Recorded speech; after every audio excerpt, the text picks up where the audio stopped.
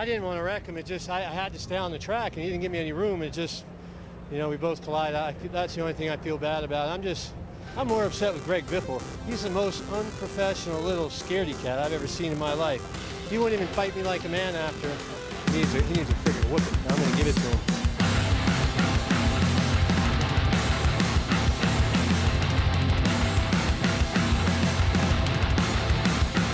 Good day, race fans, and welcome to the Intentional Wreck podcast made by race fans for race fans, from the casuals to the lifelong gearheads. My name is Jeff, and I'm here with my friends Corey and Finn, and you can find us on TikTok, YouTube, iHeartRadio, and Spotify under intwreckpod. That's at INTWRECKPOD.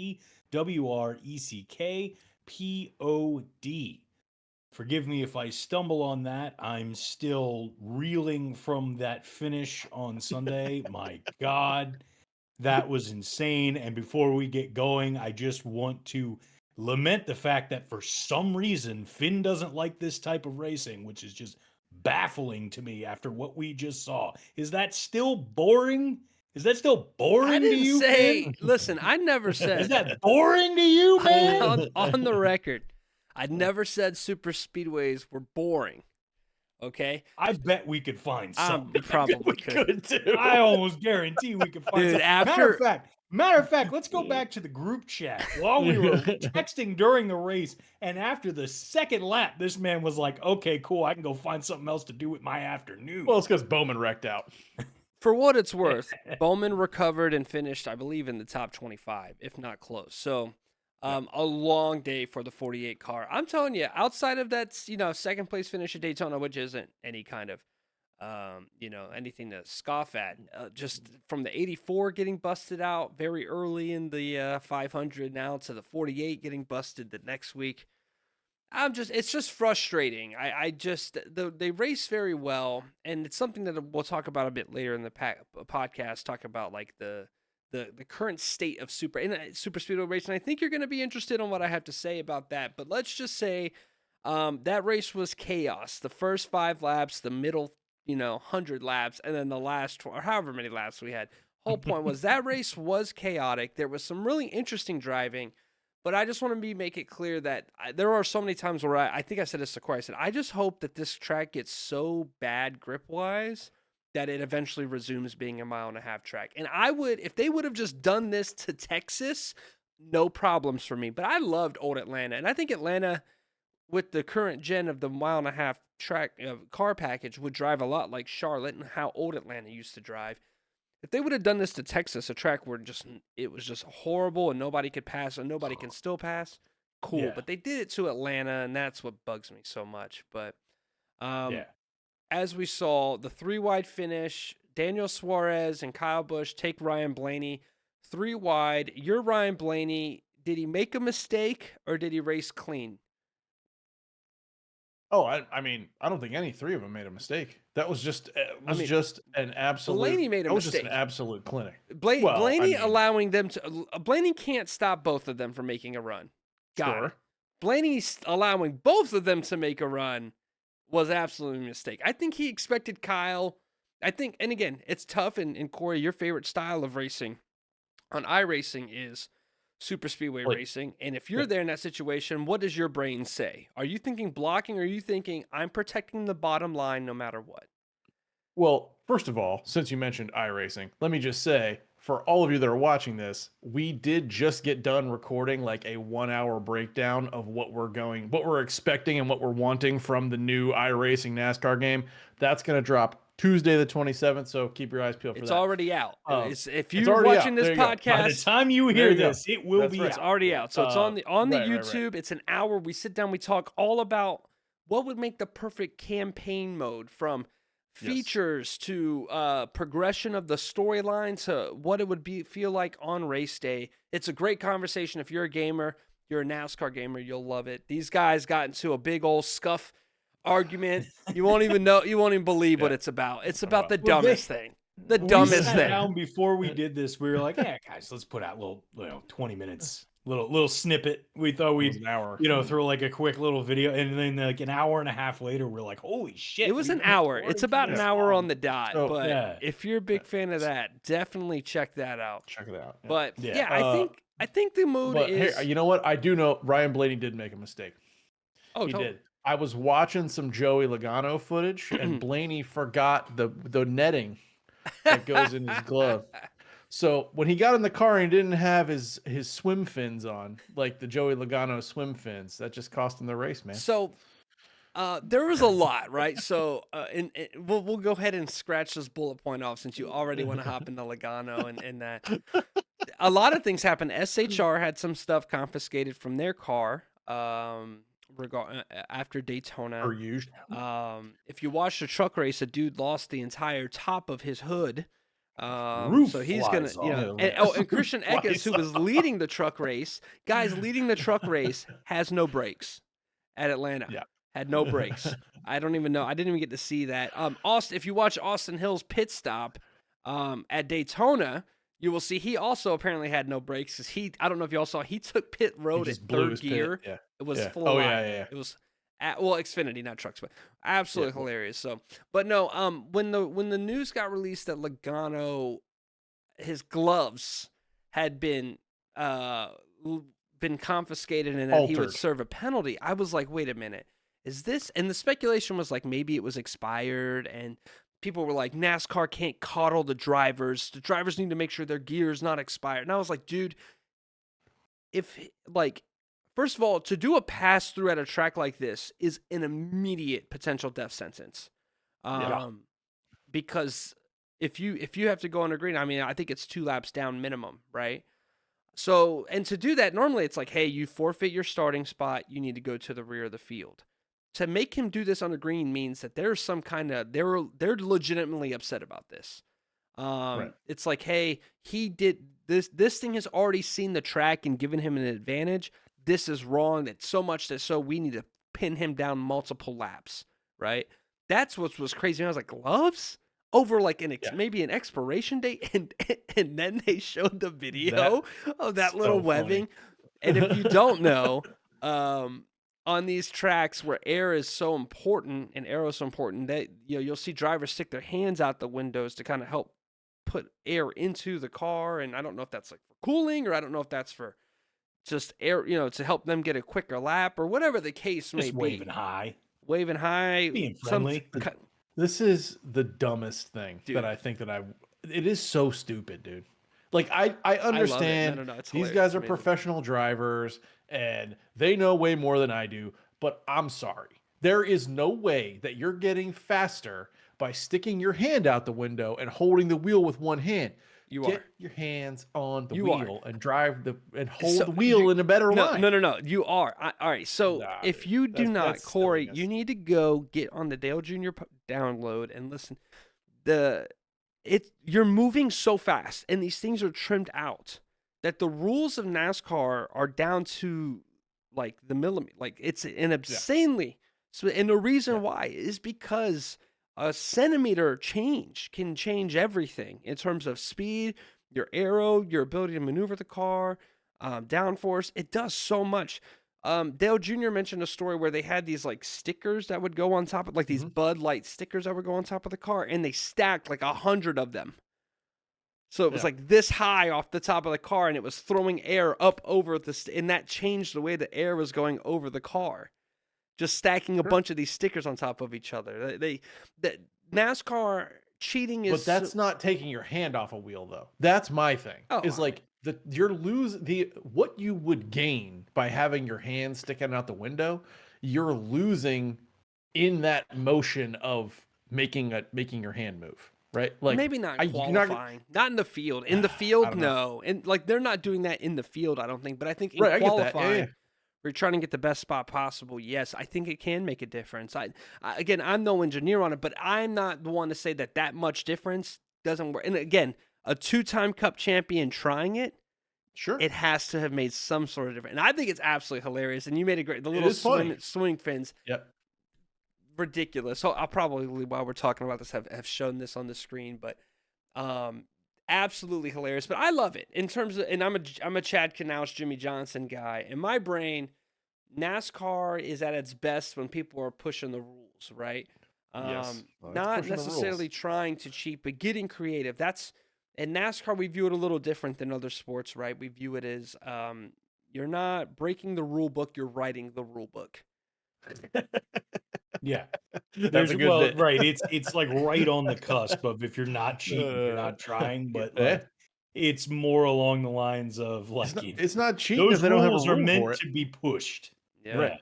The old It's story not of cheating if it's not explicitly against the rules. That's that's just coming up with something new. they used to say like they would like lean up against the car while it's getting tech inspected to try to hide something. And even Junior made a point where, or it was either Junior or DW, where they would let one thing fail. They would intentionally go bad on one thing to where it would obviously not pass tech. And they'd come in and they pass it and they go, "Hey Dale, this isn't working." We're like, "You're right, we'll go fix it." And because you were so focused on that big thing, you didn't catch the minor thing that we were trying to do in tech. But now Right. everything is so like, streamlined and They're laser optimized, and scanning it's late. I want it to be down to. I want some corruption in NASCAR. All right. Well, you get plenty of that. Let That's it- gonna happen. I want this to be purely a visual inspection, no lasers. And you should be able to pay a guy off if you've got the money. So Hendrick and Penske win every race. What's wrong with that? Yeah, Plenty. 2311 would probably do okay too. They got the Seven-time money. champ, baby. Like, I'm not mad about it. But Yeah. Well, so one thing that I wanted to mention, like, since we were on the topic of Atlanta, like, one thing that got me that I was happy about and that I noticed, saw a lot of vintage Kyle Busch out there today, like on Sunday. Yeah. Some of the moves that this man was making, and this was part and parcel to the way that the track was racing that day. In general, the way that Atlanta was running on Sunday, that made things a lot of fun, was there was no particular key line at really any given time. And if you got out of line and attempted to move from one spot to another, you didn't necessarily sink like a stone like you would at some other super speedway tracks. right. And the way that Kyle was running in particular kind of exemplified that, because the amount of times this man was sitting on the outside and he ducked to the inside, dropped almost all the way to the apron, and then slid himself right back up into another, gained 2-3 spots, added track position. I mean, we were witnessing, we saw KFB out there that day, and that made me real happy to see him out there, like just to see Busch in a situation in which he's not worried about the car. He knows the car's running well. He knows he's got the tools to win. So at that point, the only thing that could stop him is the wrong person getting in front of him, or some crazy shenanigans, or a 7,000th of a second that ended up putting him where he was at the finish on Sunday. But yeah, that was one thing I was thoroughly impressed with. The other thing to go over is we were wrong, or not necessarily wrong so much as we put the microscope on Daniel Suarez in the last episode that we did. And this man goes out there and gets his win. You can talk about the time difference or what, but he was running with the front of the pack throughout the majority of the day. He was making good moves. He was racing smart, and he was putting himself in a position to win at any time that he would have had a chance. He slid into the windows. What did you guys think? Daniel Suarez just won the most exciting race that I've ever seen.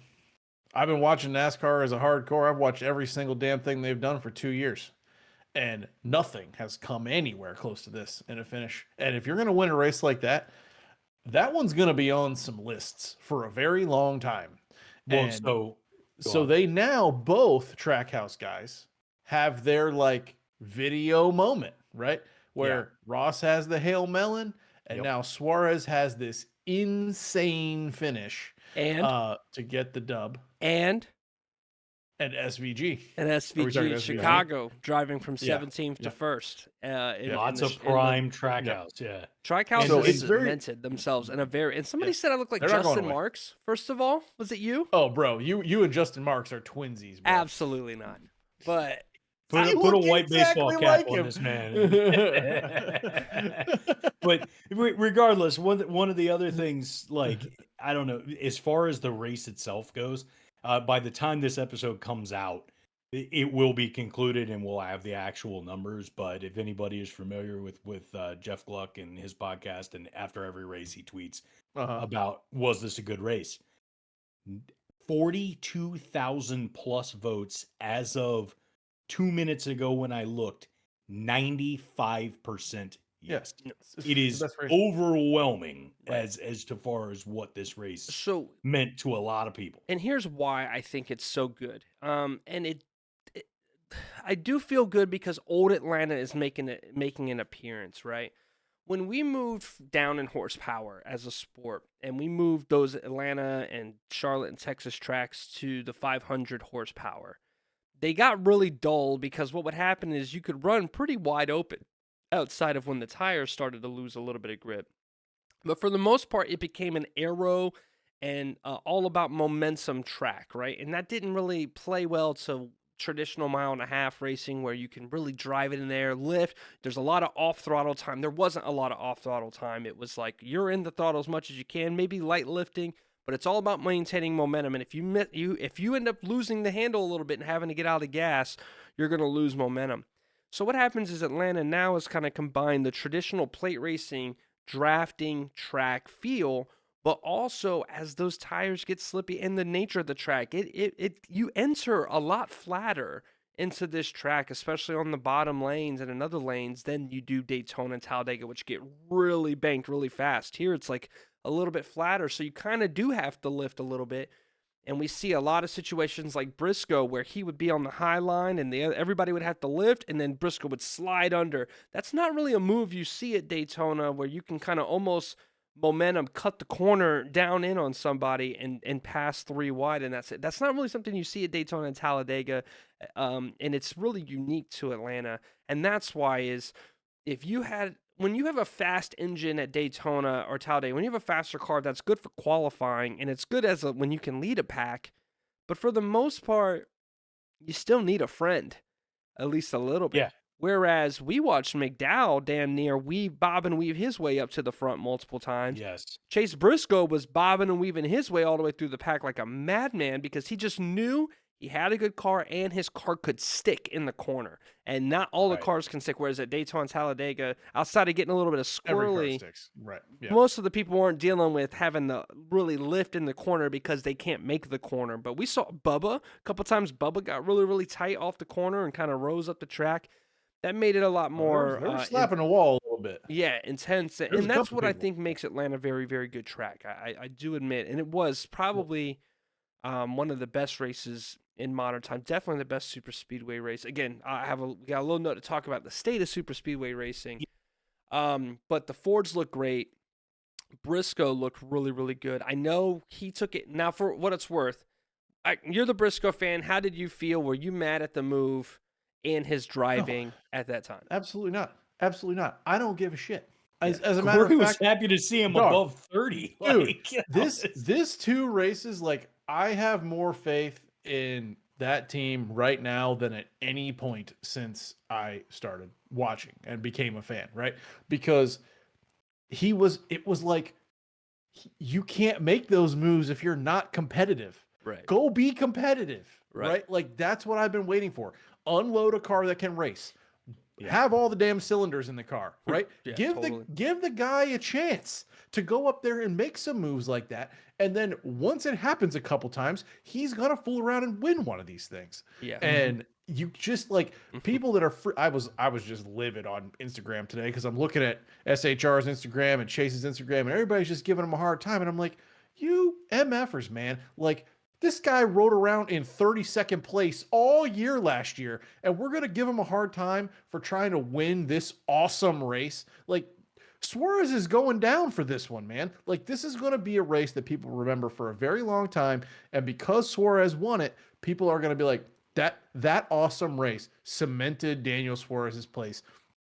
Chase Briscoe was trying to be that guy, and you know what? Good for him. Right. I don't give a shit if he wrecked. Yeah. Everybody was wrecking. Like, also, there was like 32 cars that wrecked out, or like at least got in some kind of incident. Also, it was great, man. the Go move, try. he did not make the move to go 4 wide. Briscoe made the move to go 3 wide. Daniel Suarez at the same time made the move to go 3 wide, and it led to 4 wide, right? We saw some 4 wide race, and that was absurd. And Which credit Briscoe to was those also guys involved that managed to hold those lines and those realms. That was very interesting. But no, I'm not mad at Daniel Suarez. I think there's a lot of classes of drivers. There's your aggressive, over the top, will dump you drivers. You got your good drivers that expect to be treated nicely, and they kind of drive people dirty. That's your Denny's, right? Denny wants everybody, and Cabo, they want everybody to move for him, but nobody really moves. And then you kind of have, your other guys, your super clean racers that, are fine. But those guys get bullied all the time on these kinds of tracks. Alex Bowman, it frustrates me because he's such a good driver. But Alex Bowman gets so bullied on tracks like this. These are tracks where you have to be the guy or be the guy that people pass. That either you're the guy or you're a person that the guy will eventually pass because he's the guy, and you're not that guy, pal. And that's what's so frustrating. So Chase Briscoe always say, in this sport, if you give him a good car, he is a top 5 most entertaining driver in the sport. All right? Larson, top 5 one of the most entertaining guys in the sport to watch drive. Tyler Reddick up there. Yes. Briscoe, absolutely in that conversation. I don't know who the other guys are. That isn't to say give them a top 5 car and they're competitive. No. Give them a top 5 car and they will yeet that thing into a corner and trust it to stick, right? Yeah. And have the wheelmanship to make it stick where not many others can make it stick. It isn't to be disrespectful, but it was good to see Chase in a spot where he wasn't the bully. He wasn't getting bullied. I'm not saying he was a wrecking ball. Or he was a bully. He wasn't dumping people. He wasn't not racing people clean. But he was like, dude, Chase looked around and goes, he was trying to win a race. He goes, he's trying to win. Noah Gragson's out. Ryan Preece is nowhere to be found. Josh Berry is nowhere to be found until he wrecked near the end. I have no friends. So I'm going to use what I got. And it was very entertaining to watch. So I was happy. Well, you mentioned like people getting pushed around or like generally like not necessarily in this context filler guys like having a chance here, but for the most part, people that are there and are just trying to get in to win, but will tend to get pushed out of the way or tend to get dropped in instances or end up being the casualty of a wreck as far as the rest of their day goes. How about your boy Todd Gilliland spending the most of the day running out there towards the front of the pack? It was I would liken a lot of his day, at least through the first couple of stages, to what Chase Briscoe was doing. Yep. And then it gets down there towards the end, and all of a sudden, people don't really have that many friends, just like we said. And somebody who ends up suffering for that was Todd Gilliland. You know? Right, exactly. Now, Todd, again, there's a difference between you can ride up front all day long at these racetracks. And remember, we're talking about exclusively super speedway racing, right? So I'm going to change this. You know who's a guy on a super speedway race that is not that guy and he ends up getting bullied or forgotten about? Kyle Larson is a name of a guy who will ride up front at a super speedway race all week, all race. But at the end, the Blaneys, the Keselowskis, the Hamlins, and the Bushes, those guys end up in the front, and you end up either getting caught up in a wreck or sliding backwards. It's just a weird skill of super speedway drivers that being a good super speedway driver is not the winningest super speedway driver. I don't believe that because it's too much chaos. But are you the kind of guy that's going to put yourself in a position to win this race? Or like, all right, we would say that Bubba is a really good super speedway driver, but he's not. He's always the pusher. Bubba Wallace is pushing people to wins. He's always 4th or 5th in these super speedway races, pushing people to wins. He pushed Busch. He tried to get Blaney to the front. He tried to get Blaney. Well, he pushed Busch. He gave Busch a crazy push to get to where he was on the final corner, and he tried to get there. But guess what? Bubba's nowhere to be found in the front of the pack.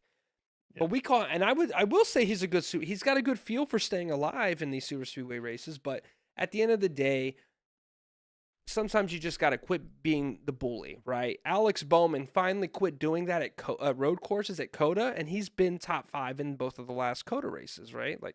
You just make a decision like, I'm tired of being the dude that gets rammed into the rear and spun. So you know what? I'm not lifting. I'm going to hit you in the rear. And if somebody hit me and then hit you and you get spun, your problem. Because the last 5 years, it's been me. And guess what? I'm in 22nd, mad, angry, and you're in 5th or 6th or 1st. So Right. I don't mind it. Well, this like that leads into one last note on that particular topic that I think will lead into the next direction that we want to go. I mean, in my opinion, the ability to win and the ability to be good at super speedway racing is the ability to have foresight. It's the ability to gauge and feel a situation out and be able to understand if this is the time you're getting to the front or if this is the time you need to get the hell out of the way.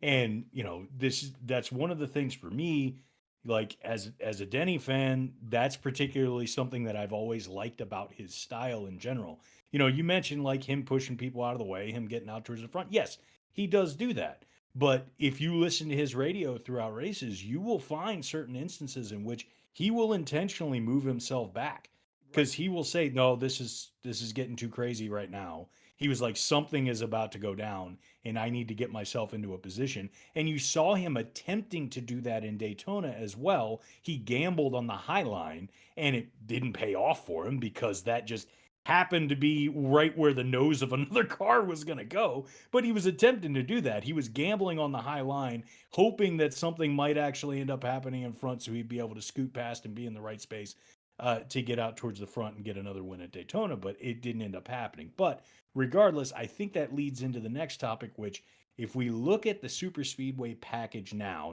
that we've seen two, I hate calling Atlanta super speedway, but it runs that way. I mean, it's Call it a just that's new drafting. Atlanta. At They least call for it the a next 4 or 5 drafting years. track is what they were calling Yeah, it, right? right. Yeah. So as far as that's concerned, we've seen the real thing, and then we've seen the simulated thing with Atlanta in its current state. What do you think about the package as it sits right now? And have we seen, I think we're seeing at minimum modular improvements compared to what it looked like when we started with this generation of car and how guys are actually able to manipulate and run it. What do you guys think from a fuel saving perspective, speed perspective, and a strategy perspective as far as running this car in particular in a super speedway race?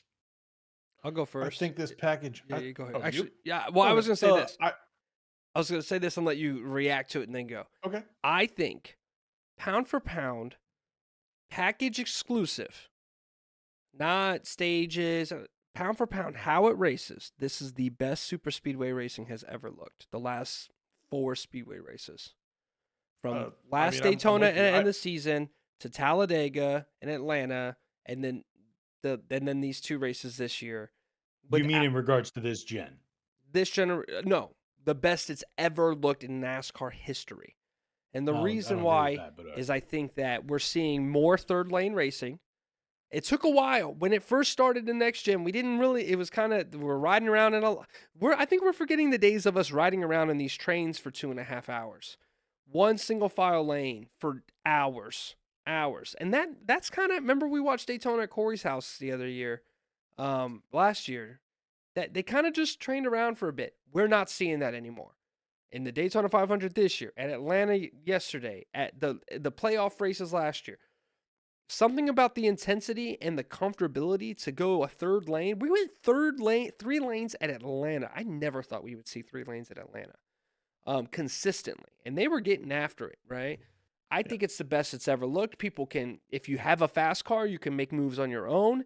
Drafting is in a good place. You can bump. We don't have these weird things of tandem drafting. I guess some people like tandem drafting as well. Like you can move up in front as long as you hooked up with the right guy at will. That was for some people, an entertaining phase of super speedway drafting tracks. That was weird. Corey, have you seen one of those yet? Yeah, you showed me that. Yeah, they'd run around just two pairs of twos, and they're going. But that doesn't work that well nowadays because you can't radio other drivers. No. Well, so Corey, what was your point that you were going for? Oh, I think that I got one the too. pack. I don't have the historical perspective to be able to say it's the best that it's ever looked. But what I will say is, for my money right now, package to track, the best pairing that the circuit has is this package on Atlanta. This will be the best race of the year, bar none. The 600 will be good. There will be good races throughout the year that will be enjoyable and exciting.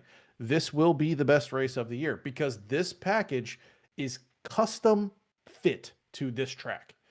It looks cool at Daytona and it looks cool at Talladega, but there's just something about this super speedway package on a track that is only 1.5 miles long.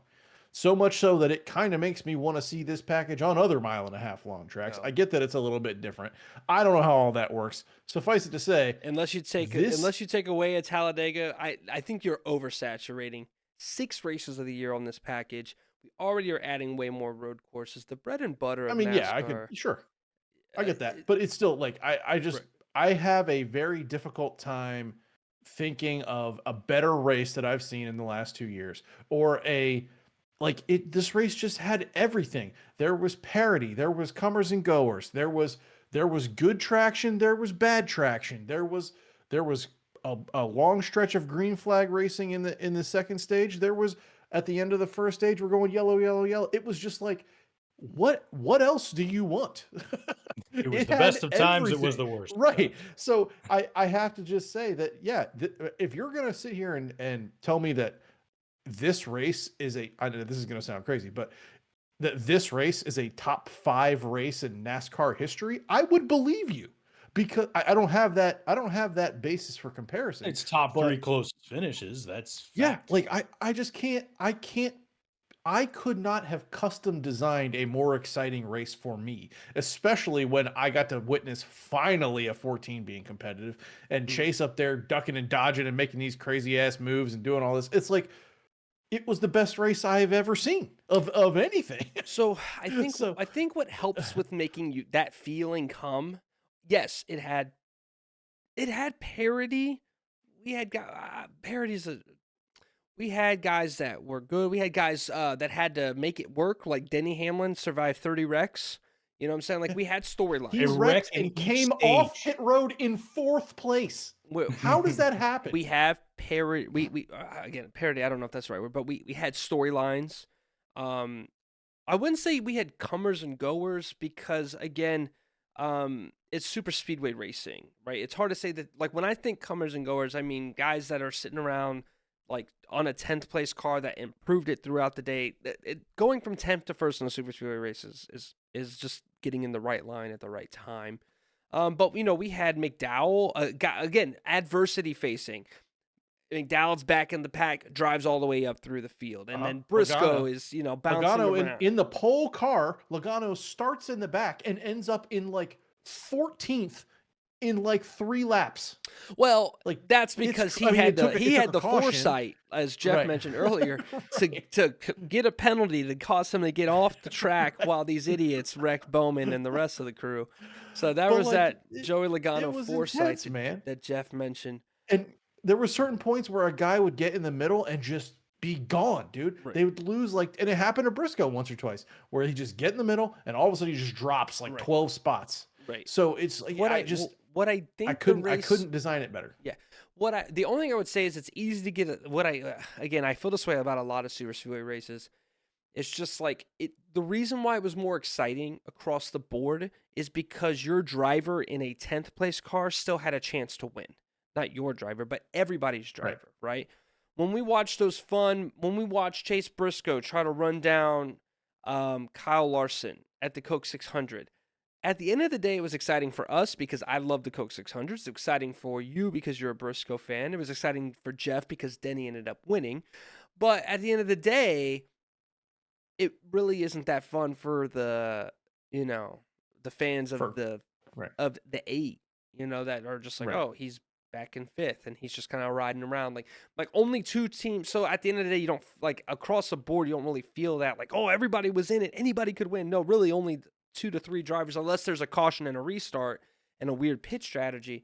So that's just the nature of super speedway racing. So yes, it was good. It was a really good race. I don't know if I would say that's a top 5 race of all time, but it certainly was a top 5 finish. And when I say finish, I don't mean just the last lap, but that last 30 to 40 laps were incredible. It was really good. From roughly the time that Briscoe was doing all the Briscoe stuff till the end, extremely happy with that race. That being said, the whole race, I mean, the first half of the race, again, it's super speedway, just survive, don't die. Maybe the McDowell spinning with Byron on pit road kept it interesting. So yeah, it was up. It was a good race. It was a fantastic race. I don't know if I say the whole race as a whole was top 5 all time. But yeah, certainly a top 5 last 50 laps of a race, which is all you really want, right? I don't think that we need to be semantic about it. Incredible race, incredible finish. And again, I think it's there is, though, you mentioned, Jeff, the fuel saving. Did you hear about those criticisms that came at Daytona? A little bit, yeah. I've heard some rumblings. So apparently they're pretty upset that apparently these guys are major fuel saving in the pack. Reports were that AJ Allmendinger at the beginning, so it's happening at the beginning of a stage. It's happening at the beginning of these things because they're saving, and the reason why, I should do a tech talk on this, but the more fuel you have in your car at the time of pitting, the less time you have to spend topping off. Because on super speedway races, right, we're not taking tires every pit stop, right? You might, between and your pit stop for the stage, it's as different as just getting the fuel in the car. And if you save a shit ton of fuel to start a stage, then your pit stop is shorter on your gas and go pit stops. So as a result, if you watch the I don't know what the word, not symmetry, but maybe it is symmetry. The whole point that they show about the SMI data and stuff, these guys were at like 40 to 50% throttle in the pack. Yeah. Yes. Throughout the race. I'm glad you had mentioned that, because that was they specifically were showing that for Daytona when they're showing guys that are, 10, 11, 12 cars back and further. You could watch like how much any of those guys were hitting their throttle. And then you compared it with anybody that was out in the front trying to find clean air. Right. And it was. And Corey will tell you there is a difference between being the lead car and you're gunning it. You're going. And then everybody else, you do have to kind of lift to not hit the guy in front of you. And you're really at like 70% throttle. And then you get periods on the front stretch where you go to bumps. So you go up to 100%. And then you're off the corner and you're back at 70 a little bit. But 30 to 40% throttle. They were major saving. There was major criticisms. Kyle Busch called it a disgrace. They said AJ Allmendinger by himself was a second and a half faster than the pack. Yeah. Which they were running like 52s. Right. And in he the was pack. The 49s in there. Yeah. But I don't think that's a package problem. I think that's a NASCAR has said that we're going to play stages. Okay. And that's how we're going to do it. So the teams are realizing that all right, cool. We'll run 2 to 3 wide and do that all race instead of single file on the train. But also, we're going to save fuel because that, like, I cannot fault the teams. I cannot fault the teams for doing something like that. If NASCAR wants to fix it, they need to change something else. You cannot tell teams that they have to be at full throttle in the super speedway races or at 70% throttle. It's something that cannot be regulated. You can't regulate that. You can't have auto racing and start regulating throttle. This is what I consider to be a build a bridge problem. Build a bridge and get the fuck over it and figure it out. Right. Because you're not like, you can complain all you want, like, and get mad about you can't get mad about people not pushing the gas in a race. Like, go, like, put it down and go, or not, figure it out. You have people that are paid just exorbitant amount of money to figure out what these cars are doing based on, like we were talking about before, based on millimeters and milliseconds and, like, an eighth of a turn of a wrench to make the difference in tenths of a second.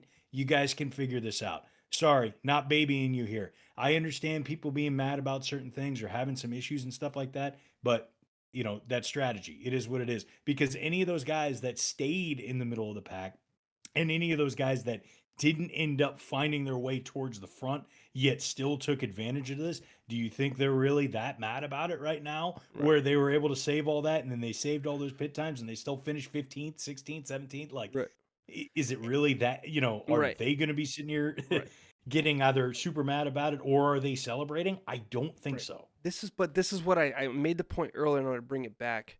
This is going to hurt Talladega and Daytona exclusively. And the reason why is because there's not much you can do at those tracks in terms of if you're going to hit the gas and be out of place or whatever.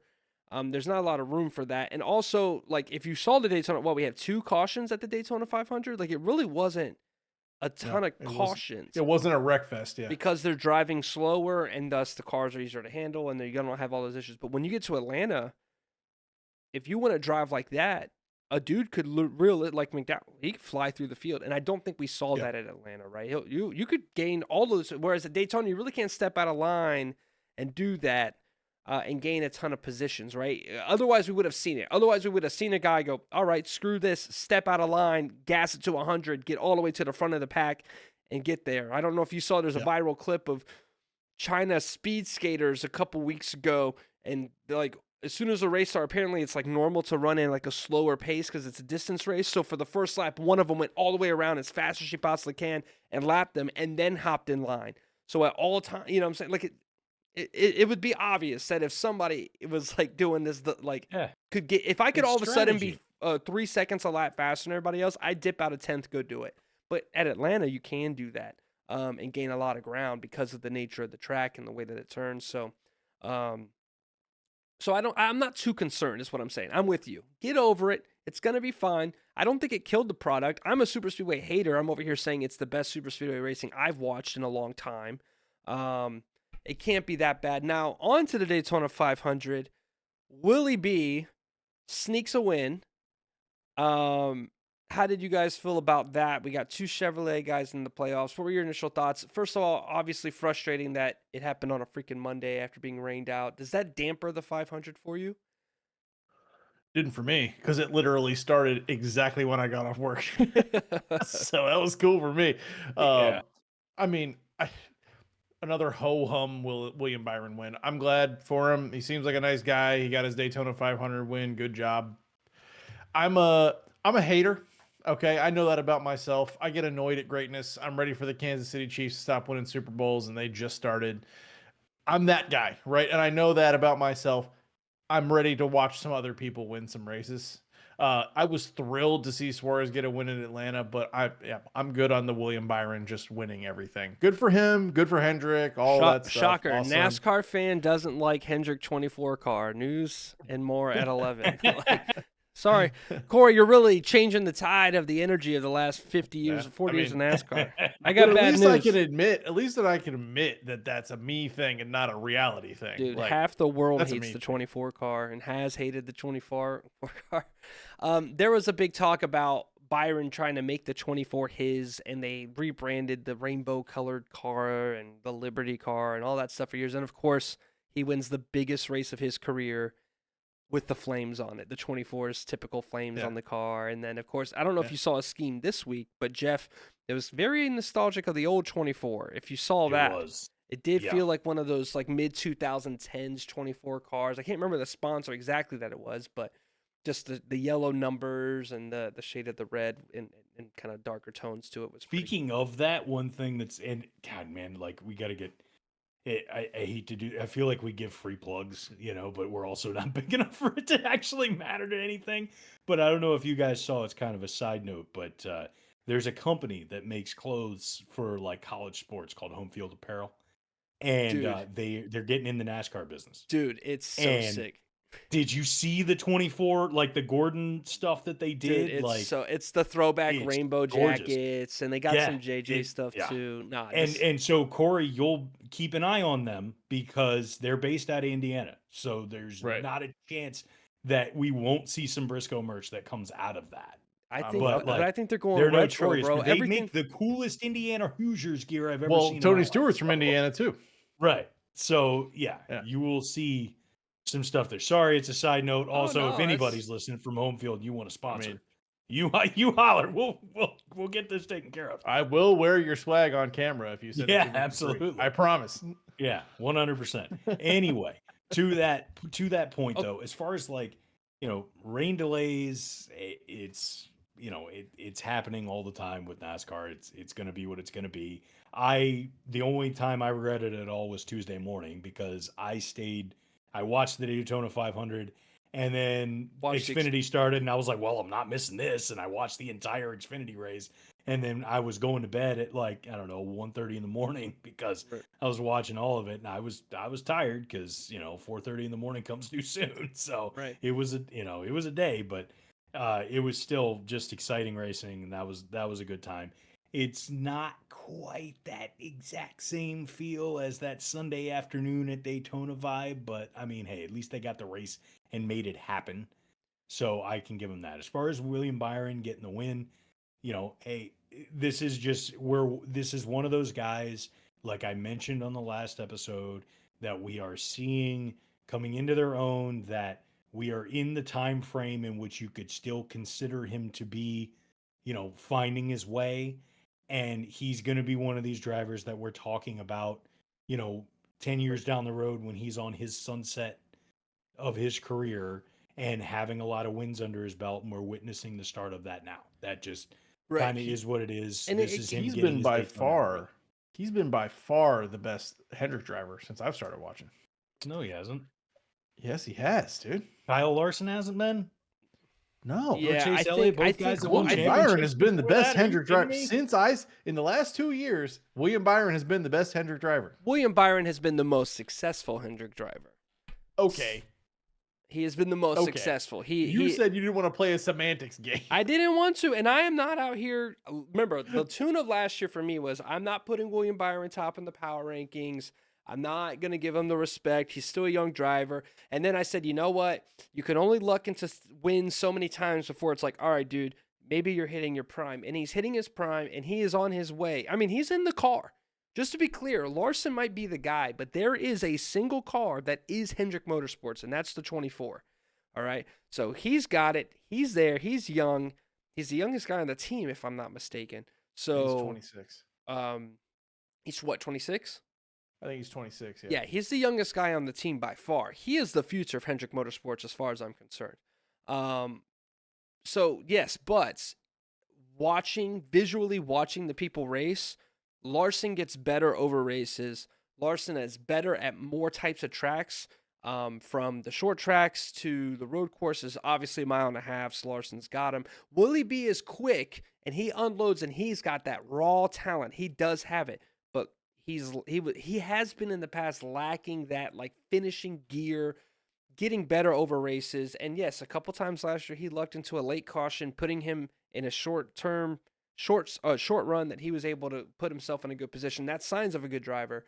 I can't in good conscience say that Byron's the best driver at Hendrick, but he's been the most successful. And yeah, there's a difference. He's 26 versus the other guy we're talking about is in his 30s and or late 20s, early 30s, and either way, they're the two guys right now. As far as I'm concerned, Chase and Bowman are kind of getting left behind a little bit. Chase obviously a little bit ahead of Bowman. That's obviously the trio, but if I had to list it right now, it goes Larson, Byron, Elliott in terms of the talent. So I think that's enough of a notch to say that the 24 is above the 9 in terms of talent right now, and he's on the up and up. Not that the 9 isn't talented, but that's where I think. Also, Larson's I just got think it's the most hilarious. dominant victory I've watched of a Hendrick driver yet, because that Hendrick performance at Homestead a couple years ago was insane. So in terms of the ability to dominate, sure, Larson still gets that vote for me, but maybe successful is the right word. I don't know, but I'm telling you this, that guy was insane last year, Byron, and then he just comes up and casually wins the Daytona 500, the first race of the new season. Yep. So it's hard to ignore. A lot I'm just gonna say, like, just so anybody is aware, for anything in the comment section, I am not in affiliation or in agreement in any state with all of the slander that Finn may have just lobbed towards Chase Elliott fans, because it's not like there's a shit ton of those or anything. I love Chase. Jesus, dude. I like them all. But no, I like them all. I mean, Hendrick was an interesting thing for the longest time because there was a pecking order. There was always a pecking order, right? For the longest, it was Jeff, and then Jimmy came in, and it was like, okay, the 24 and the 48 are the guys right now, right? And everybody had their own talk and debates about who's better. I'll tell you what, 7's more than 4. Okay, so leave it at that. All right, but after that, it was like the 5 was a rotational car where they were trying to put a star in there, Kyle Busch, Mark Martin, forever, but then it didn't really work out. And then the 25 was this like R&D research car. You knew the pecking order. But now all of the cars are expected to be the like playoff contenders. Whereas in the past it was like 48 and 24. Yes, then they brought in Dale Jr. It's like, all right, well, Dale's got enough money, so they kind of made it to where it was like a 3-car dominant team. But for the longest, it was like 2 dominating cars. If the 5 makes the playoffs, awesome. the 25 is just the stepchild. It's just Brian Vickers and Casey Mears driving around in circles, testing out dumb setups or whatever they're doing. So, but now we're in a weird thing. So I will openly say right now, Hendrick is a 3 main horse stable, and then Alex Bowman needs to figure his stuff out, and that's coming from a Bowman fan. So, but That's I do fair. think Bowman's on the right That's track. fair. I do think Bowman's on the right track. I mean, he was inches from winning that 500, and it sucks that He they was. threw the yellow. I get why they did, because Cindric came back up the track, and that chaos may not have cleared with them coming to green. I do wish they would have done a little green-white checker, but you know what? It's okay. Just throw it. He won. But that puts By a the damper rules, on it was the right call, but Right, I it could was the- understand why They people put a were- It was the damper on it, and Daytona you know what? 497 and a half, dude. We felt Yeah. that way. We get all upset about it. Whatever. We rain got the so greatest finish in recent NASCAR history the next week. Yeah. So NASCAR more than enough made up for that in terms of our stuff. Quick Yeah. look at the Xfinity series. If you've been watching, RCR has been dominant. Austin Hill won both Xfinity races. Jesse Love, the 19-year-old, you want to talk about hot shots. And again, we're talking about Byron coming in his own. Byron reminds me a lot of Logano, in that they came in so young and then they like hit their prime so young still. Like you look at Logano, how old's Logano? Under 35? 33? I think he's 34, 35, yeah. Like Logano has had an insane career, and we put him in the same mental as Truex Jr. and Denny Hamlin. No, he is not the same generation as those drivers. He is in the generation. Joey Logano is 33. Yeah, he is in a different. He is our age, brother. You know what I'm Yeah, saying? He's, Like younger than me. He's well younger than I was me. gonna say, he's your age, brother. right. You old farts. So Logano is gonna be a guy that he's a 2-time champion before he's 33 years old. He's going to be, in the sport for a long while. He's not in the Harvick and the Hamlin and the Truex phase of drivers, right? He's in his own little class. I don't even know who's in that class with him. That has stayed as long as he has. Would have been Eric Almirola, but he's gone now. Exactly, right? So Yeah. I think Byron's going to play out. His career's going to play out like that. And now we got this Jesse Love character. This guy, he's coming. He's won both poles. He looked really, really good. Obviously, he wrecked out. He took over that ride from Sheldon Creed, who I didn't know. If you watch Sheldon Creed in the 2, they had some bridge burning last year, but they always look good. I didn't know Sheldon Creed has 0 wins in NASCAR Xfinity. So that was interesting. I did not know he had no wins. I figured he'd have a couple. He looks, drives it well. So Jesse Loves comes in, 19-year-old, takes his ride. Creed's over in the 18. Obviously, we don't get to see much, but, very interesting situation there. SVG, if you're watching the Xfinity Series, has been extremely fun to watch. We're just biding our time until road course hits, and that's when all eyes are on him. Oh, yeah. He's going to Well, see. it wait was for just Coda. good to I say it see, like, every yeah. Can't wait for Coda. Well, after the way Daytona went for him, it was good to see the way that this past week went. I mean, Did you guys that see was the great. save? Did you guys see Yeah. the save that he had? I think it was at Daytona. yeah, He got clipped, I and don't it was, think so. he's just smoking this thing sideways. Yeah. Drifts it all the way down the Right. front stretch of Daytona, saves it out. Yeah. Yeah. Yep. particularly 90 turned it into a drift. Yeah, Dude. it was wild. Dude, it was sick. You love to see it for that guy. What a cool story he is. Dude, like, it's just eyes on the sport, So man. cool. It's just eyes 2 on years the sport. from now, Corey's going to be like, and I'm so sick of SVG getting all these wins and I being don't so think so. successful. So sick of this SVG guy. Marcus Ambrose walked so SVG could run, right? Taking Like, shots. the last time we saw 2 international sports stars come to NASCAR and run full time, Juan Pablo Montoya came over, right? An F1 winner. I don't think he was a champion, but an F1 winner, an And an Indy IndyCar racer. guy, Yeah. and a legendary race car driver. He comes over, drives for Chip Ganassi, and I think he won. I don't know if he won an oval. I know he won a couple road course races, but he didn't get the respect he deserves as being one of the most Especially accomplished from drivers. Tony Stewart. Right. As one of the most accomplished drivers in NASCAR history, right? Danica Patrick comes over, and obviously she has her own trials and tribulations with NASCAR and not being in the greatest gear and having to provide sponsorship, but she didn't get treated all that well, and she didn't win a race despite having major accomplishments, especially for women in the sport. And then Marcus Ambrose was very similar to SVG, was a supercar driver. He came over, Corey. He drove the 9 when it was under Petty. So a C-class car. And he has some of the most amazing road course driving that we've seen in NASCAR. So I think I've showed you a finish of his with Brad Keselowski Yeah. on Watkins Glen. incredible. But I mean, Kevin Harvick said that if Marcus Ambrose had B to A tier Cup equipment, he'd be a champion. Yeah.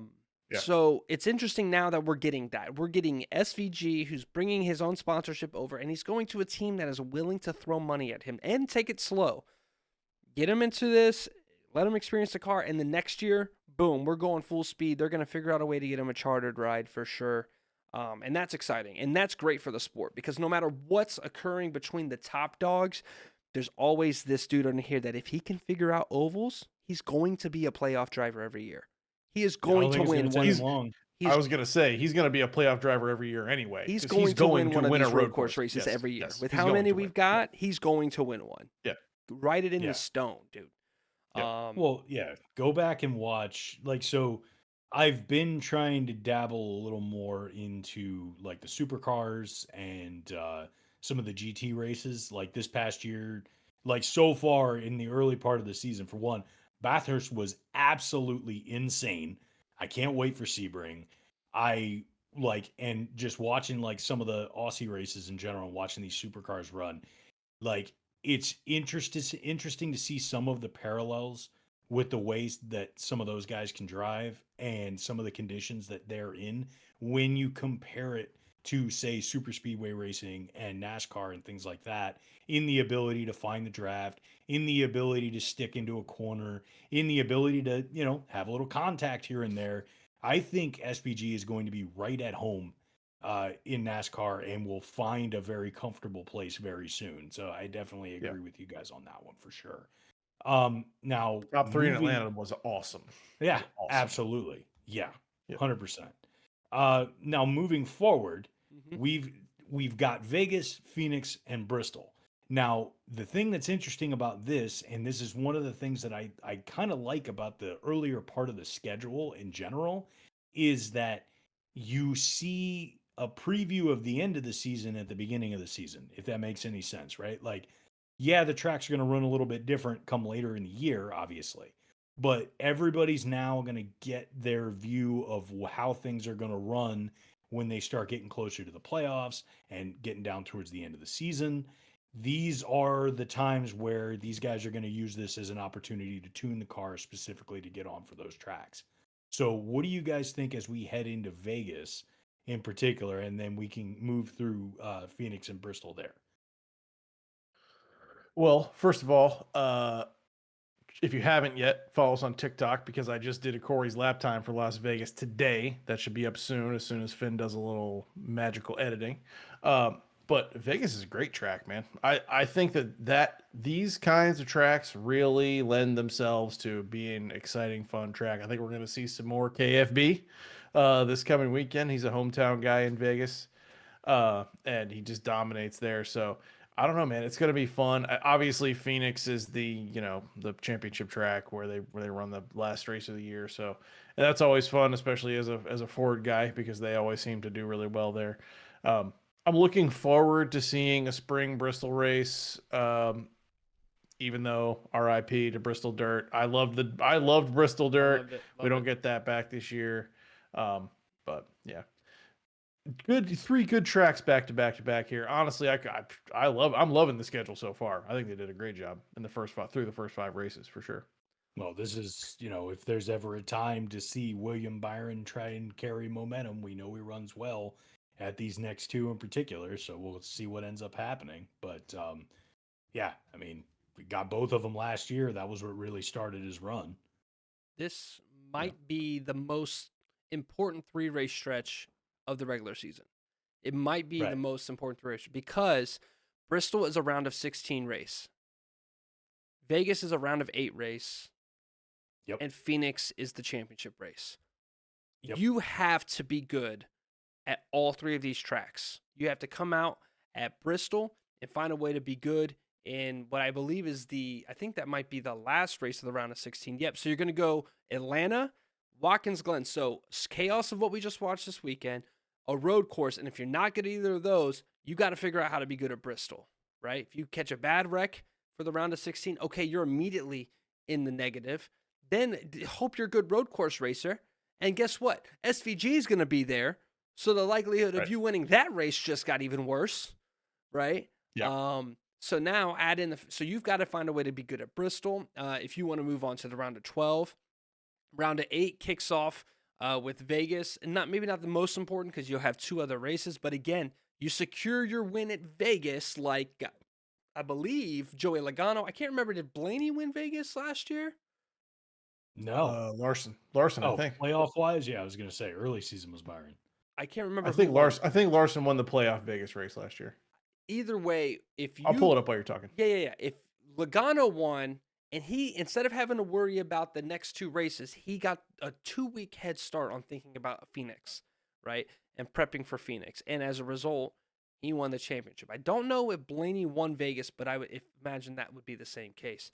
So that's why I think that for a couple things. One, you mentioned Willie B, Jeff, and Daniel Suarez is in a unique position now where all season long, everybody just has to get that first win to guarantee yourself a playoff spot. That's how NASCAR works, right? So if you get that playoff win, then you start approaching all these tracks differently. So Daniel Suarez and Willie B, they're a leg up on everybody. They get to approach these next 3 races, which is let's put something out there and make a swing and a miss. You already know how you raced there last year in the next gen car. How do we race there this year in the next gen car? And you can learn a bunch of lessons about things and take bigger swings and misses late in a race. Hey, how does this race on a restart when I pump up the tire pressure, when I make these adjustments? You can use that information knowing you don't need a win anymore this season. You're into the dance. Now you just need to approach all those races if learning a whole season long of that, and you can get a lot of valuable information without the back of your head stress of going, we have to win a race, we have to win a race, we have to win a race, or we're not going to make playoffs. That you look at the NASCAR documentary on Netflix with Bubba and watching how much anxiety that team had about just making the playoffs. Well, if you've already done that by week 1 and week 2, cool. I think Daniel Suarez makes a very Larson deep won playoff. Vegas last year, by the way. Who did? Larson Won Vegas. Okay. won the Vegas playoff race. Gotcha. Boys, I got to step away for a minute. My bad. Oh, no, you're fine. We'll chat it up. So that's what I think about those. Now, as for Vegas, very interesting track. I think we're going to see a lot of 2-lane racing. That it seems like that second lane's kind of coming to the pass, and every race at Vegas has gotten better progressively throughout the time that we've been in the next gen. So I'm really excited to see that. And then Bristol, I don't know. Traditionally, Bristol has been on the old package, or not old package, the 1.5 mile package, right? Not the package that they've been doing a lot of work on in terms of short track racing. And I'll be honest with you, Bristol has not been the most fun race recently.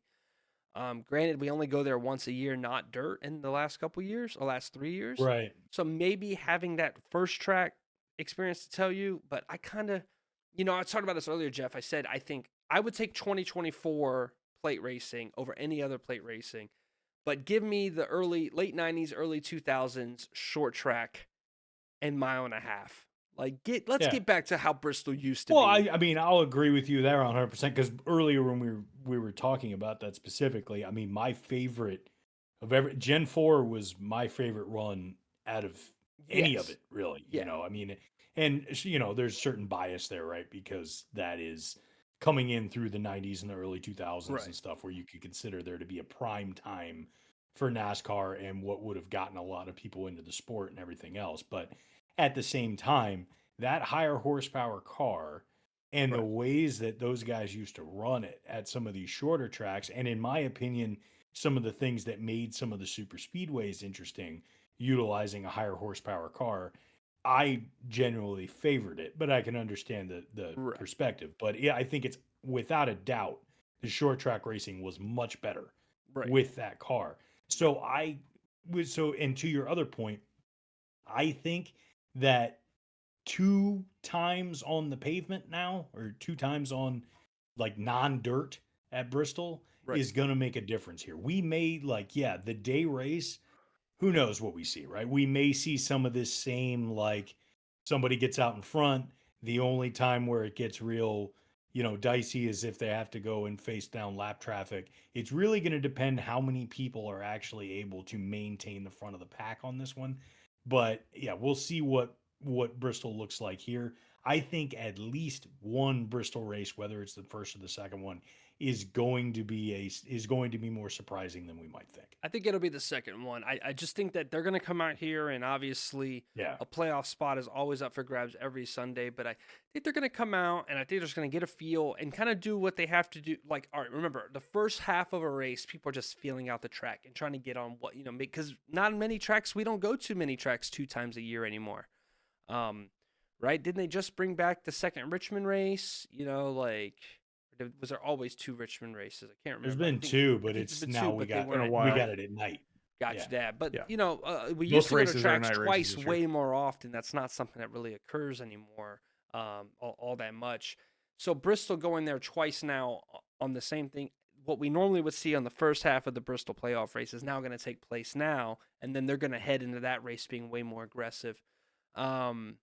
I was talking, Corey, I said Vegas I feel very comfortable with. I think we're gonna see multiple lanes of racing. They're gonna get real fanned out. It's gonna be exciting.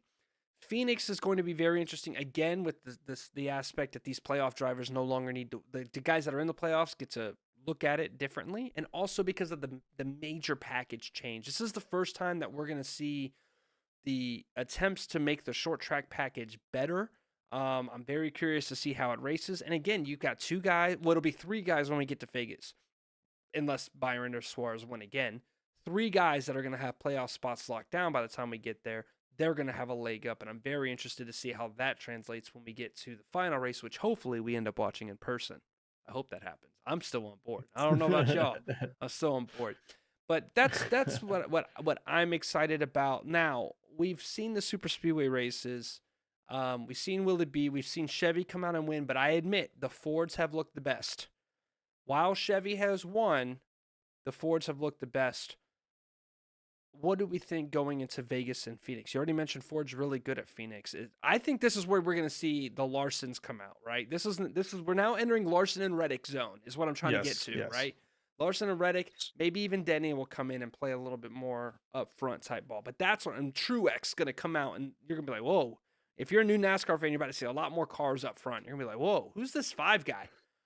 Who's this?" So, to your point, Finn, let me play a little. How close has Finn been paying attention trivia here? Of the top 20, is getting to something we're gonna do here in a minute. Of the top 20 drivers in points right now, how many Fords? How many Fords? Well, I know Keselowski and Logano are way back. Buescher wrecked. Priest, the Stewart Haas guys haven't been there. I'd say Briscoe's probably fairly up there because he had a good 500 finish. I would say Briscoe, Cindric's probably top 5. Briscoe, Cindric, none of the RFK guys, no more of the SHR guys. Blaney, and then I would say 3. You got 4. Buescher. 4 out of the top 20. Who'd I miss? You got Cindric, you got Blaney, Buescher is in there. Okay. And Michael McDowell. Okay. Yep. Okay. So, to your point, the Fords look like they're doing well. They are not finishing well. At super speedways, I literally don't care. Yeah, Outside of winning a super speedway race, don't care. 6. You have 6 Toyotas, 7. You have all 7 Toyotas in the top 20. Right. But only 4 Fords. Right, but all 7 Toyotas in the top 20. But have you seen John Hunter Nemechek one time on the screen, not sideways or looking the wrong ways? John Hunter Nemechek's sitting 13th in points right now. Exactly. Today, he's in the playoffs. So for me, this early in the season and the way that NASCAR works, there's no benefit to points at this point, right? Like, again, if we were to suggest that John Hunter Nemechek's having a better season than Chase Briscoe, you'd be like, what? Eric Jones started dead last, dude. Boy, spun, but I'll give him that. Or he lost a little bit. But just it's tough. Like, the Fords look strong. And Logano's misfortunes and even though his thing in Atlanta really wasn't misfortune, he just decided he was going to block Chris Buescher and put it in the wall. Right. But yeah, I mean, they look strong, and hopefully they stay strong. And SHR has brought some fast cars to the track, and so has Penske. I mean, Logano's got a pole already, and he's been in the front row in both. Michael McDowell and Joey Logano both have been the front row in both races. So, yeah, they're bringing fast cars. It's just not ending well for them, really. So we'll see. Hopefully they can turn that trend around. I don't look at those trends of like who's finishing well at super speedways at all. I look at the other racetracks. Are you competitive? Because these are crapshoots. As far as we get, at the end of the day, your race is way more influenced by other people on drafting tracks than any other track. At the end of the day, there isn't a situation where there's potentially 7 to 18 cars behind you that could just make a mistake and ruin your day or get up and hit you, right? If you're out there strung out on a green flag run in a super speed or in a mile and a half racetrack or Vegas next week, it's either the lapper in front of you messes up, you mess up, or the one guy you're racing messes up. It's not a situation where a bump draft can go wrong and collect you, right? So I'm not too invested in the points that occur from that. The Fords just look fast. They look good. I will say that dark Mustang looks nasty, raunchy. It's like, well, for one, this is kind of like the inverse of last year, right? Because like the start of last year, we were going, where the hell are all the Fords? What are the Fords doing, right? Whole of last year we were saying Yeah, that. for a lot of it, right? But I mean, and for the most part, Finn, I agree with you. Although what I tend to analyze when it comes to the first super speedways to start, I would tend to say, like, when you're looking at the top 3 to 4, I feel like it's reasonable to put some analysis there, even if you slice it in half or whatever, depending on the conditions. But at the same time, like top 10s at super speedways, meh, right? Like there's a reason why most of the primary betting sites that exist stopped allowing parlays into some of these races because of how many people like were parlaying like back of the pack drivers to, potentially win, and ended up cleaning up at one point because of the chaos that exists and how much weird stuff. Now, but like I said, it's a circumstantial situation as far as how the points actually shape up. But yeah, it's worth noting now. But again, when it comes to the points, let's see where we are by the time that we're in mid-March, start of April. Totally. Yeah. So, I mean, this is going to be one of the most crucial things, because over these next 3 races, we're going to see if the Fords are for real, right? Can the Fords bring speed to Phoenix across the board, not just Penske, right? Not just the souped up championship ride. Do they have speed at the mile and a half? Briscoe was fairly fast at this track last year at Vegas. Can they maintain that speed? And then when we get to the short tracks and the road courses, how are we going to go? I would say I'm pretty confident, right? Ford has been making some moves, changing the way the car looks, pouring more money into FRM, Front Row Motorsports. So I just think by proxy, Ford's going to have kind of an up year. I mean, it feels weird considering both back-to-back champions have been Fords, but again, we're saying results versus what actually we see on the track. Ford's winning the championship 2 years in a row, but we would say Chevy is currently probably the more dominant car on most of the tracks over the last few years, and Toyota at the mile and a half. So there wasn't a definitive track outside of Phoenix where the Fords seemed to have anything. And I'm going to tell you right now, if I'm a Chevy guy, I'm worried this year because everybody else got updates but me. So again, updates is subjective. Changes, right? Update. I guess update implies better. They didn't make it worse, man. A change. They ain't gonna make it worse. You can make it worse. I promise you. No. I promise you, you can make it worse. So, and guess I what? got eyes going into as far as the Fords. Who's 2-0 right now? Yeah, the right. Chevys. So hang your hat on whatever you can. Right. I completely split my point. All right. I was gonna say 2 minutes ago you were like, I don't care how they finish at these super speedway races, but oh by the way, dude, I'm a baby. What are we talking about? I'm a Toyota guy now. Remember episode 1? That's right. Camry guy. Right. So I don't know. As far as the Fords go and where things are moving, I have my eyes on Buescher. I have my eyes on McDowell, because those are 2 guys that caught some lightning in a bottle last year at certain times. And what are they going to do with it? Mm-hmm. This is the season and the opportunity where we can actually see, is this for real?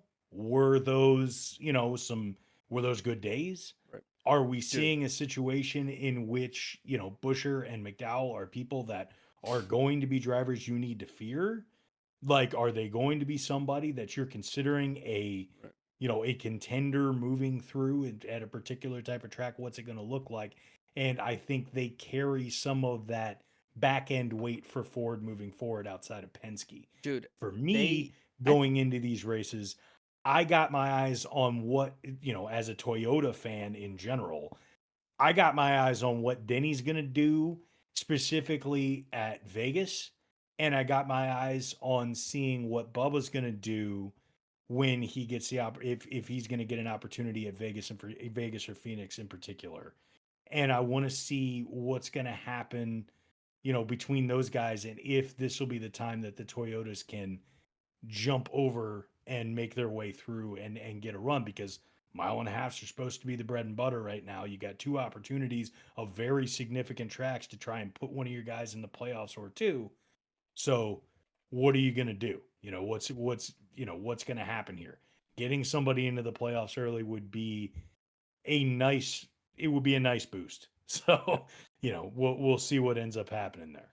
Yeah, I think But- I'm watching the 48, the 9, and Stuart Haas. I think that's where my eyes are going to be immediately at Vegas. Can Bowman recover from a weird last year after starting so hot and then the back injury? Can we maintain the speed that we've seen and be competing for wins? Can the 9, be competing for wins? And of course, are those Fords at Stuart Haas going to be in good shape? That's where my focus is going to be for the next couple races. What about you, Corey? Well, I would just ask to just kind of piggyback off of what you just said. Is it, and I'm not an expert, so I'm asking, is it conceivable that the 9 and the 48, that Bowman and Elliott are still experiencing any negative effects from both of their injuries last year? Like, is it possible that carried over into this year? Because I just don't know. Yeah, no, I don't. I mean, I think Chase's issue was a leg, right? He broke his leg, and it wasn't NASCAR related. So we're not seeing anything. Right. I don't think we're seeing anything mentally from him in terms of being gun shy. It's not like he's like, oh, I got hurt in a wreck, right? And if I make that mistake, it'll happen again. And then with Bowman, I don't know. I think back to when Bowman really hurt himself with the concussions at Texas when he got hurt, not last year, but the year before. And then he returned in 2023 and was leading the points up until the bad dirt race. So I would say track record says Bowman should be fine mentally. I wouldn't anticipate that. For me, it would be about, for Bowman, it's about, with the crew chief change, can we find a way to get the car that fits his driving style, right? Because out of the three, Bowman is the only guy that has not had a championship out of all the Hendrick drivers. He's the only one that doesn't have a championship, and he doesn't have a season where he's just looked dominant. Like, he had a couple races that he won. He did have a 4-win season, but one of those was Larson blowing a tire on the final lap. One of those was spinning Denning Hamlin, which we loved. Two of those were restarts, late race restarts, where he drove through, got the lead, and held off somebody. We have not seen Alex Bowman just dominate a whole race. So that's the big issue. That's the big glaring issue. As for Chase, really it's, hey, Chase, you're not as dominant on road courses anymore that you used to be. So can you supplement that by being good at the other tracks? Because it used to be Chase is going to win a road course. He's in the playoffs. Just be good enough at the other tracks, and then Phoenix. Yeah. Now it's like, well, you're not exactly, I would wager with SVG on the track, you're not a top 3 road course racer anymore. Well, I'd say he is third. He's third. In my brain, SVG, Tyler Reddick, then Chase Elliott in terms of next-gen road course racing. So. Not Allmendinger? You got him over Allmendinger? Reddick's been disgustingly dominant, especially at, like, Coda. No, I mean Elliott. You got Elliott over Allmendinger. Yeah. Okay. But again, next-gen, he's in danger of losing that. I think he's the top 3 road course racer. He was doing it over AJ Allmendinger. And just to be clear, if you look at Chase at the road course races, his finishes are still up there. He's just not winning them. Yeah. But yeah, I mean, is Allmendinger going to be racing up? I don't even know if Allmendinger's going to be racing up this year. I think that ride's going to go to SVG. I know you're right. Yeah, maybe. So, to your question though, these next 3 races to me, this is like Tyler Reddick. These three make me think that's who I would be willing to bet some money that Reddick wins one of these next 3 races. It Or just Bell. seems like Tyler Reddick tracks to me, and he's been quiet so far through the first 2. And that guy is small of stature, but a sleeping giant on the track. And he's gonna go get one of these, I would bet. Yeah, no, that's fair. So another name that I would throw into the ring, especially with his teammate now having a win, is I'm wondering what Ross Chastain is going to do going into that time frame. Because what do we see from the Trackhouse guys, right? Suarez has already punched his ticket. These are now tracks that are going to be playoff tracks. He's going to want a buddy. And on the same in the same token, like these are not tracks that you can necessarily count a guy like Chastain out in, and he's been kind of sleeping his way up, throughout these last couple of races. He's been running halfway decent. So, there's not a chance that he doesn't have a shot at winning a couple of these, if not actually like getting over the line.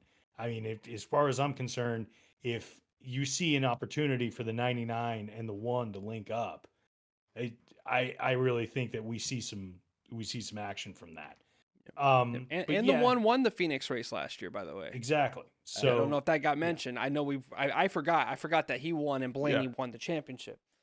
Yeah. yeah, he's like, he runs well at these particular tracks. This is fairly, tailor-made isn't the word, but this is definitely in his wheelhouse. The Trackhouse wheelhouse. The track house so- wheelhouse. The track. You know what? On that note, let's just close it out. Let's call it let's a day. do that. Let's go I home. think that's going to wrap it up for us. You can find us on Twitter and TikTok at intwreckpod. That's at INTWRECKPOD. Find us on YouTube, Spotify.